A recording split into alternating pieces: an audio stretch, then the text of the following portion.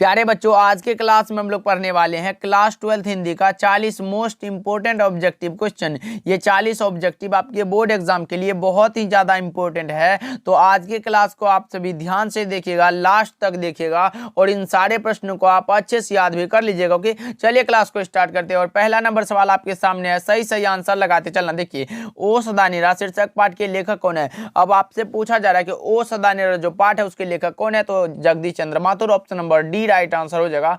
1 का D is the correct answer, याद रखिएगा। चलिए दूसरा नंबर सवाल देखते हैं। अनुराग का विलोम क्या होगा। अनुराग का जो विलोम यानी कि उल्टा शब्द होगा वो हो जाएगा विराग, यानी कि 2 का हमारा सही जवाब हो जाएगा विकल्प बी, याद रखिएगा। चलिए तीसरा नंबर सवाल देखिए। बालकृष्ण भट्ट ने मोटा मोटी कुल कितने निबंध लिखे थे। अब लगाओ सही जवाब क्या होगा कि बालकृष्ण भट्ट ने मोटा मोटी कुल कितने निबंध लिखे थे, तो 1000 के आसपास। ऑप्शन ए सही जवाब हो जाएगा। 3 का ए इज द करेक्ट आंसर। चलिए फोर्थ नंबर सवाल देखिए। भूषण की कृतियां कौन कौन है। निम्नलिखित में कौन सी कृतियां जो भूषण जी की है। शिवराज भूषण ये तो है, शिवा बाबनी ये भी है, छत्रसाल दशक ये भी है, तो ऑप्शन नंबर डी सही जवाब हो जाएगा। 4 का D is the correct answer, याद रखिएगा। चलिए पांचवा नंबर सवाल देखिए। भूषण के पिता का क्या नाम था। भूषण के पिताजी का नाम पूछा गया आपसे भी से, तो आप लगाओ 5 का सही जवाब क्या होगा, तो आप लगा सकते हो रत्नाकर त्रिपाठी, जो कि ऑप्शन नंबर कहां दिया है, डी में दिया गया है। 5 का डी राइट आंसर हो जाएगा, याद रखिएगा। चलिए 6 नंबर सवाल देखिए। जयशंकर प्रसाद का उपन्यास निम्नलिखित में कौन है। निम्नलिखित में कौन सा है जो जयशंकर प्रसाद का उपन्यास है, तो आप लगा सकते हो कौन सा भाई,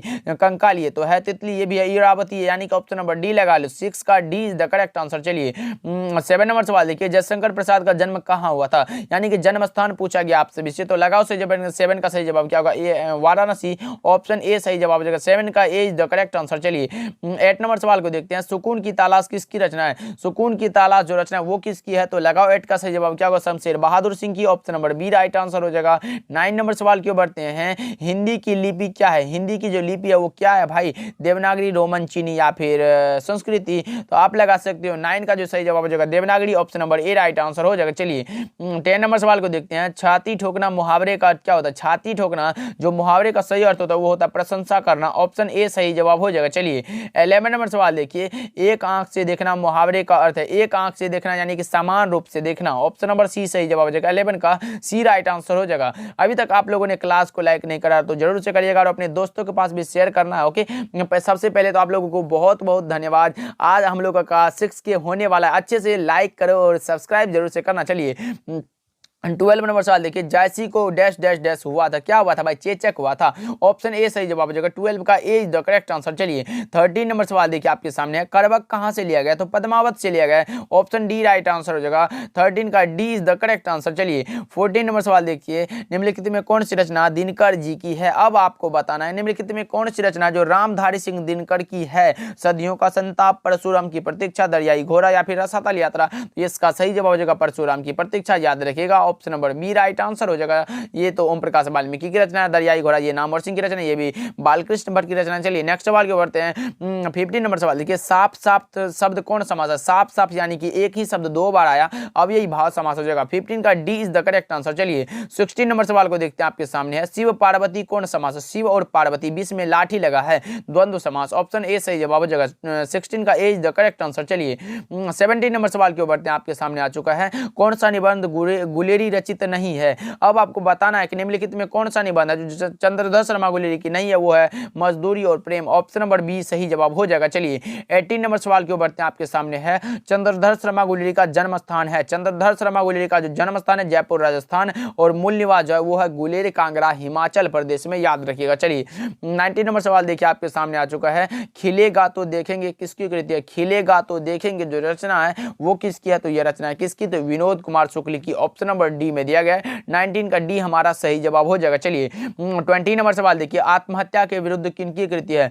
आत्महत्या के विरुद्ध जो रचना है 20 का सही जवाब मैं बता दूं, इसका राइट आंसर हो जाएगा कौन सा, रघुवीर सहाय कहां है। ऑप्शन नंबर ए में दिया गया है। 20 का ए इज द करेक्ट आंसर, लगा लो। चलिए 21 नंबर सवाल देखिए, जो सब कुछ भक्षण करने वाला है, जो सब कुछ भक्षण करता है उसके लिए हो जाएगा सर्वभक्षी, ऑप्शन नंबर ए सही जवाब हो जाएगा।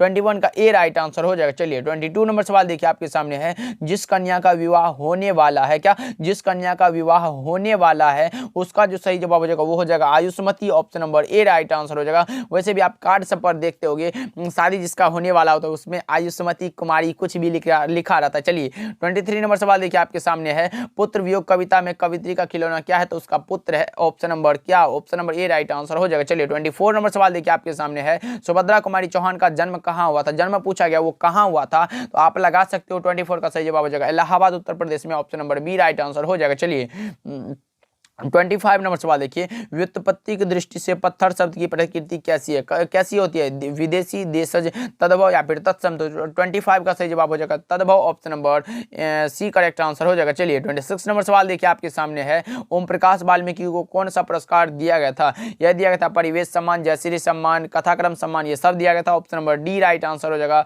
चलिए 27 नंबर सवाल देखिए आपके सामने है, नाभा दास का जन्म कब हुआ था, नाभा दास का जो जन्म हुआ था वो कब हुआ था, भाई लगाओ सही जवाब क्या होगा, 27 का सही जवाब हो जाएगा 1570 में, जो कि ऑप्शन नंबर बी में देगा राइट आंसर हो जाएगा। और आज शाम हम लोग करने वाले हैं भाई बहुत ही ज्यादा इंपॉर्टेंट सवाल, क्योंकि क्लास 12 हिंदी का जो चैप्टर नंबर 1 से लेकर 10 तक का सारा ऑब्जेक्टिव करने वाले हैं आज शाम 7 बजे, जुड़ना ना भूलिएगा भाई, बहुत ही ज्यादा इंपॉर्टेंट क्लास होगा। चलिए 28 नंबर सवाल देखिए आपके सामने है, कबीर किसमें भेदभाव नहीं करते हैं, कबीर जो है किसमें भेदभाव नहीं करते हैं, वो करते हैं किसमें, 28 का सही जवाब लगाओ तो इसका राइट आंसर हो जाएगा हिंदू और मुस्लिम में, option number D right answer हो जाएगा। चलिए 29 नंबर सवाल देखिए आपके सामने है, दमयंती स्वयंवर किस लेखक की रचना है, तो चंद्रधर शर्मा गोली की, किसकी, बालकृष्ण भट्ट की, option number C right answer हो जाएगा। अगर पूछता कि संयोगिता स्वयंवर किसकी रचना है, वो हो जाता हमारा श्रीनिवास दास। चलिए 30 नंबर सवाल देखिए आपके सामने, संपूर्ण क्रांति की शुरुआत कब हुई थी, ये हुई थी कब, 1974 में, जो कि जयप्रकाश नारायण के द्वारा दिया गया है, 30 का ए राइट आंसर हो जाएगा। चलिए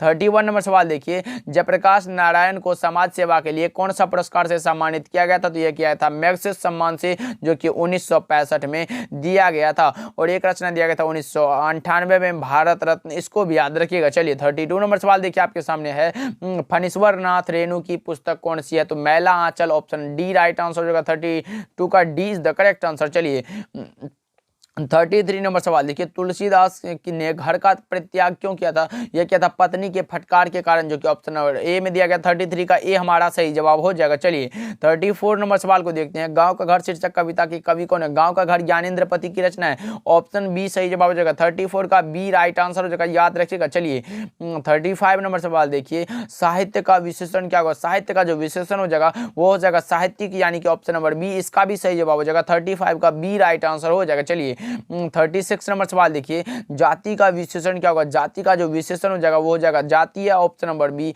इसका सही जवाब है 36 का B is the correct answer. याद रखना आप सभी, ये सारे के सारे इंपॉर्टेंट क्वेश्चन है। ओके चलिए देखिए 37 नंबर सवाल को देखते हैं, जगदीश का संधि विच्छेद क्या होगा, जगत का इस भाई कहाँ है, ऑप्शन बी में दिया गया है। 37 का बी लगा लो, राइट आंसर हो जाएगा। चलिए 38 नंबर सवाल देखिए आपके सामने है, मिलनसार में कौन सा प्रत्यय, मिलनसार भाई, मिलनसार यानी मिलन एक शब्द है, सार हमारा प्रत्यय हो जाएगा। 38 का D is the correct answer. चलिए 39 नंबर सवाल देखिए आपके सामने आ चुका है, आप लगाएंगे सही जवाब क्या होगा, सेनापति में कौन समास है, सेनापति भाई, सेना का पति, कारक चिन्ह लगा है, यानी कि तत्पुरुष समास हमारा सही जवाब हो जाएगा। 39 का सी इज द करेक्ट आंसर, याद रखिएगा। चलिए 40 नंबर सवाल देखिए, एंड आज के क्लास का लास्ट सवाल है, जन्म का विलोम क्या होगा, जन्म का उल्टा पूछा जा रहा है आपसे विषय, तो जन्म का जो विलोम होता है वो हो जाता है कौन सा भाई, मृत्यु, option number A right answer हो जाएगा। 40 का ए इज द करेक्ट आंसर। तो चलिए अब आप कमेंट करके बताओ कि इस 40 ऑब्जेक्टिव में आपको पहले से कितना पता था,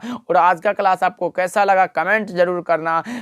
हमें आपके कमेंट का इंतजार रहेगा। मिलते हैं अगले क्लास में, और हाँ 7 बजे जरूर जुड़िएगा भाई, आज बहुत ही ज़्यादा इंपॉर्टेंट क्लास होने वाला है, आज शाम 7 बजे, याद रहे। चलिए मिलते हैं अगले क्लास में।